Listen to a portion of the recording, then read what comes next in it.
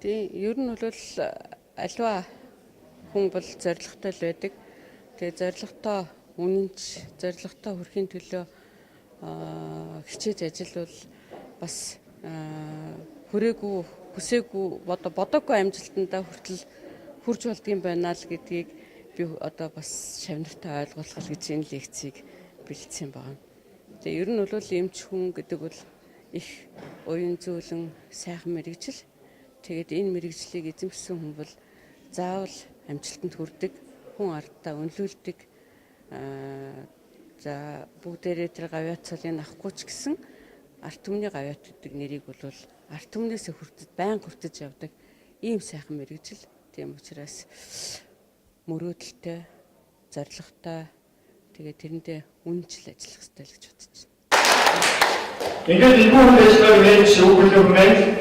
Эрүүл мэндийн сайдын зөвлөлтөд их юм хасаа хийж бүтээх олон хөрөнгөний хайрцаг юм. Анагаахын шинжилгээ ухааны үндэсний их сургуулийн, бие анагаахын сургуулийн А202 дугаар хэсгийн оюутан Буд Эрдэнэ гэдэг. Сэргэлэн багшийнхаа тохиолдлоор анх яг сайтаас мэдээлэл авсан дэлхийн шилдэг 5 мэдцэл хэмжээнийг болсон гэдэг. Тэгээ өмнө оюутнуудад зориулсан лекцэнд нь суусан. Өнөөдөр бас дахиж суулаа. Үнэхээр авах юм нь их, хаях юм дэндүү олдохооргүй ийм сайхан лекц уншсан багш маань. Тийм.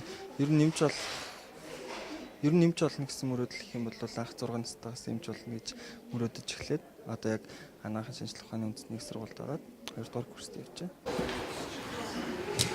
За тав хүн энэ өдрийн мэд хүргэе. Өнөөдөр судлалын мэрэгжлийн сайхан зөвлөлийн дараа Улсын нэгдмийн төрийн бэлтгэлийн ерөнхий мэрэгжилтэн зөв хэрэглэн докторийнхоо лекцийг тав хүн төрлийн дээг сайхан үзэж болж байна. Эмч болно гэсэн ихэнх сайн өөрсдөө энэ арт түмэндээ зөв амьдралыг бусдын нэгэн адилтын мэрэгчлээс гадна эмч бол нийгмийн өмнө соёл эмч бол зөвхөн эмчлэхээс гадна өөрийнхөө шавнарт сувсан судлаач юм байдаг. Тэгэхээр эмчлэх, багшлах, судлах энэ сайхан ажил үйлсийг хамтд нь хослуулан хөгжүүлэх юм.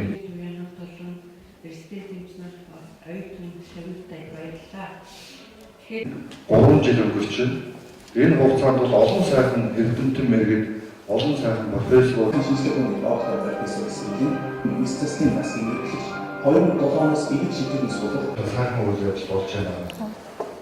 Эмч судлаач юм байдаг. Тэгэхээр эмчлэх, багшлах, судлах энэ сайхан 3 жил өнгөрчин энэ хугацаанд бол олон сайхан эрдэмтэн